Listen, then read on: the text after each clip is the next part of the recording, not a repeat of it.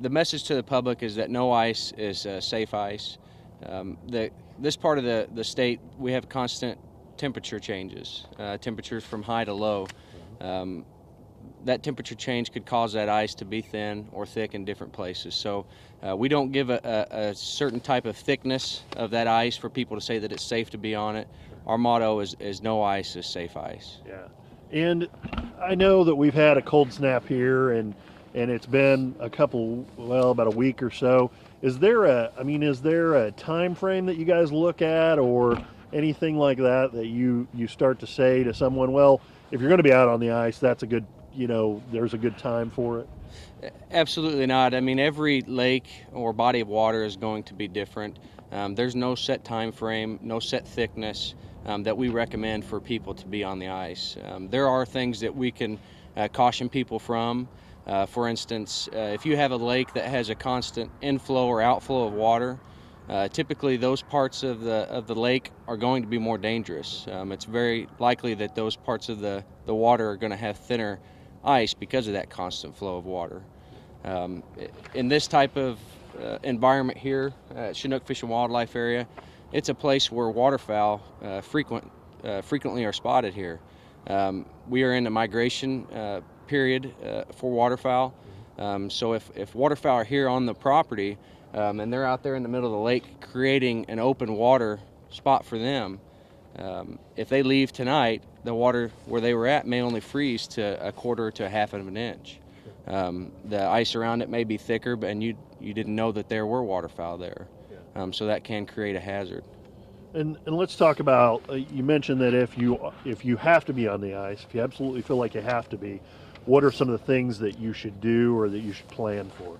Yeah, absolutely. If it's absolutely necessary for you to be on the ice, whether it's ice fishing, checking traps, or skating, or whatever the event may be, there are some certain things that we caution people to be aware of. First and foremost, it is what you're wearing. Absolutely, in all cases, you need to have on a life jacket. I've brought an example of some life jackets here today. You want to have a traditional style life jacket on. This would be more of your thicker style life jacket. This one is equipped with a whistle, a light, some sort of signaling device to be able to show someone where you're at. It's also a bright color, so we encourage people to wear bright colored things when they're on the water. We caution people from wearing the inflatable style life jackets. If you do fall through the ice, it's possible that there will be jagged parts of that ice. So an inflatable style jacket could deflate and it would serve no purpose. Sure. If you are out on the ice, we caution people from wearing muck style boots or open top boots. We would rather you wear a tight lace style of shoe. Reason being, if you do wear an open style of a boot, that water will get inside of those boots and just create an anchor. A tighter lace style boot, you will get wet, but it will serve you better. Yeah. And let's talk a little bit about, I don't know if you have any numbers on this or know this offhand. I'm just going to ask it, but let's say someone falls through the ice. It's not long before hypothermia sets in, and is it just a matter of minutes or seconds, or? I don't have any data as to specifically how long hypothermia will set in. It is inevitable that hypothermia will occur. It is important for people to realize that if you are willing to go on the ice, you need to also be willing to rescue yourself off of the ice. You need to play out in your mind what you would do if you were to fall through. We caution people that if you do go on the ice, don't ever go alone. Make sure that you have someone with you. Make sure that someone knows where you are and when to expect you home. Try to park your vehicle as close to where you're going to be on the ice as possible, so if you do fall through and you're able to rescue yourself, you can get to your vehicle quickly and get out of those cold elements. Yeah. We advise people to always have an extra set of clothes or warm gear inside the vehicle. That way you can get out of the weather and the elements as quickly as possible. Yeah. I've brought today an improvised tool. Yep, let me get a shot here. Okay. All right, go ahead. This improvised tool is just two basic screwdrivers. It's just got a string that's tied between the two. What this is it's acting as an ice pick. You can purchase ice picks online. Like I said, this is an improvised version of that. Basically, if you are on the water, we want you to wear something like this. So if you were to fall through the ice, you have something to grab a hold of the ice and to be able to get you out of that element. If you were to fall through the ice, the safest way to get out of it is to come out of the ice the same way that you came into the ice. You have to think of it like this. If you were to be walking on solid ice and you were to fall through thin ice, the ice that's in front of you still could possibly be thin ice, but the ice that you came from was thick enough for you to walk on before. So you need to turn around and go right back out the same way that you came in. It's important to keep your head above water. By wearing a life jacket, that's going to do that for you. Just stay calm, relax, and understand that if you are able to get in the water and you have tools such as this and a life jacket, it is very likely that you can self-rescue yourself.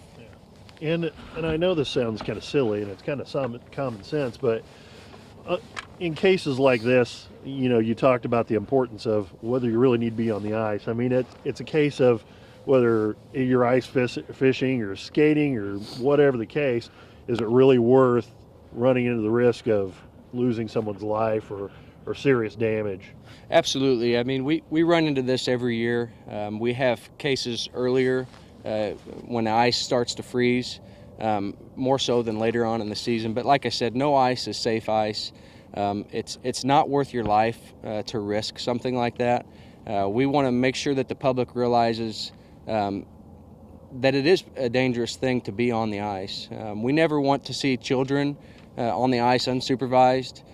We try to emphasize to the community that it's your responsibility to report things that seem unsafe to you. If you have a lake near your home and you see children or someone playing on the lake, if you feel it's unsafe, please call us and let us know, and we will come out and try to take care of the situation. Early on in the year, also too, we've had cases where people's pets or animals get on the ice. Anytime something like that happens, please give us a call. Don't try to rescue an animal or something off of the ice and create more danger for yourself. Sure. And I guess it's more of what about, I mean, like I know at city parks, they're actually posted with no skating, no ice fishing, that kind of thing. I guess that's kind of a common sense thing too. Know your place and if you can actually be on that lake, right? Absolutely. It's very important to know your surroundings, and like I stated before, know that area. If it's a body of water that frequents waterfowl or has an inlet and outlet of water constantly, then those areas are not going to be safe for you to be on the ice. Make sure that it is somewhere that you're allowed to be, and go over the key points that I had pointed out to you, and make sure you're following those. And one more thing, because I know we're both freezing. Have you been on any ice rescues yourself? Personally, I have been on some ice recoveries, no ice rescues. Unfortunately, it's been recoveries for me. I am a rescue diver with the department, so I am in this element very often.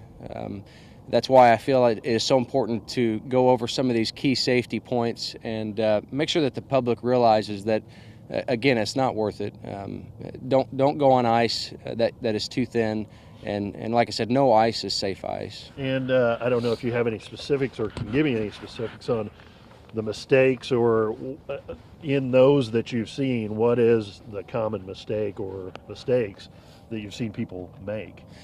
Common mistakes that I've seen people make are going on ice that's too thin, not taking the precautions, not wearing the proper gear, being a life jacket, the proper clothing, some sort of rescue device such as an ice pick.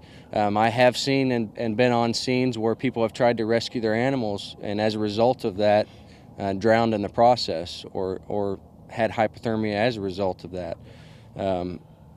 Like I said, if you follow those key points, you will be able to keep yourself safe. Yeah. Awesome. Is there anything you'd like to add that we didn't talk about, or anything that you think is important? The only other thing that I may add is if you are going to be on the ice, let's say you're ice fishing or doing something else, wear only the amount of clothes necessary to keep you warm for that event. Don't bulk yourself up to where you have so many clothes on that you can't hardly move. If you were to fall through the ice, imagine your immobility at that point. compiled with the clothing that you have on and the added element of being in the water. If you are ice fishing, I advise people to substitute the clothing with an ice shanty or a ground blind, something to keep the wind off of you. If you're out playing on the ice or ice skating, you're going to be warm anyway, so don't dress too warm because you're going to be active in doing those activities. Never jump on ice to test its thickness. Always use an ice auger or a drill.